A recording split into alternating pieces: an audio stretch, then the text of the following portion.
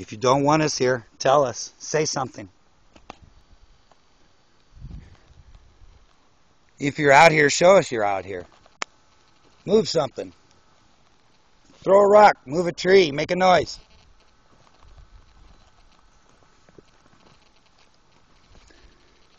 Show us yourself. Show us your orbs.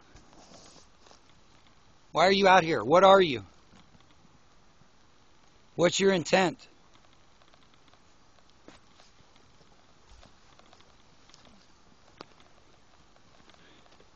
Do you have something to communicate to us? Do it.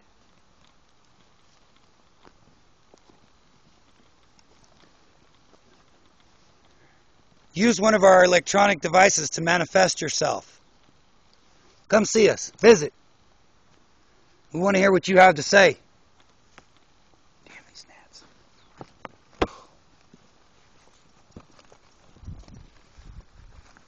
Let's move a little bit more, guys. Let's walk up this way, and then we'll walk back around that way. Just keep moving a little bit right now until the sun kind of goes down.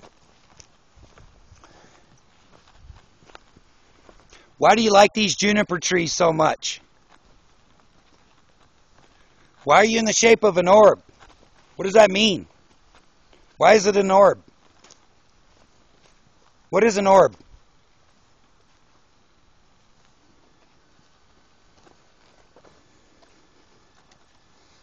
Does it have to be darker or even in this?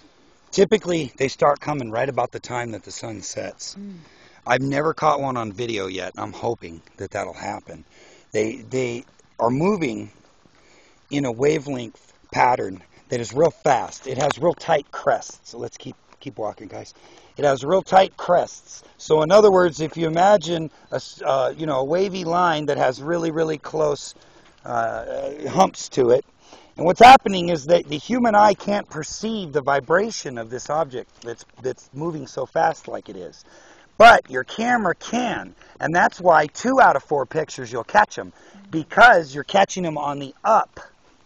You're catching them when they're actually visible to something that's going, and it's catching that light in a split second that's happening, and it's unbiased, unlike the human eye. The human brain is designed to look for patterns, to find patterns in chaos. That's what our brain is wired to do. So we see patterns in everything and we look for familiarity, and that's how our brains interpret what we see. Does that? Okay.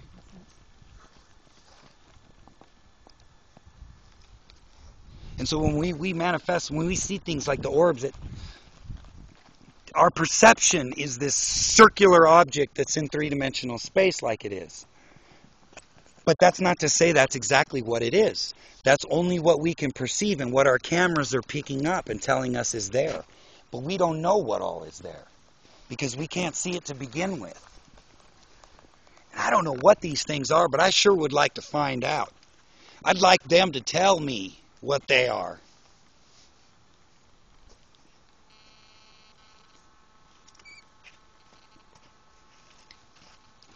Use one of our electronic devices if you need the energy. Come on and show yourself to us. We about got the sun down now. I'm going to keep this recording for now. Gosh, those bugs are incessant today. Where do you usually catch the most orbs? Between this tree and that hillside right there.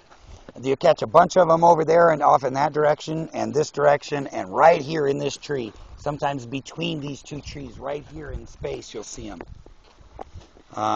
We've caught them all over the place around here. Just keep snapping photographs because they will pop up, and when they start popping up you'll know it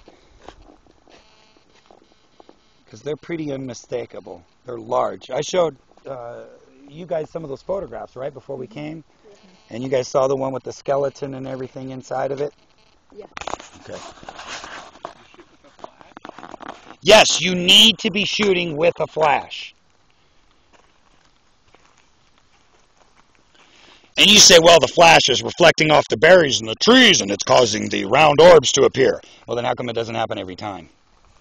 And you say, oh, well, the dust, we've got a lot of quartz in the soil out here, and the quartz becomes airborne, and, it's in the dust, and the dust particles are reflecting the light, creating these orbs through a prism effect. Well, then how does it happen on pavement?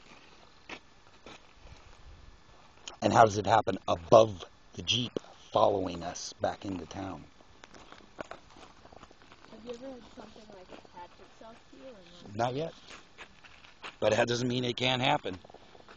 I'm not necessarily inviting them to dinner, but I'd like them to show themselves.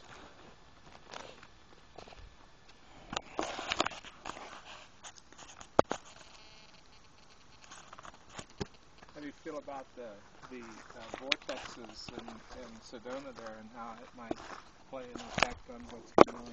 The vortexes are something that can actually be explained.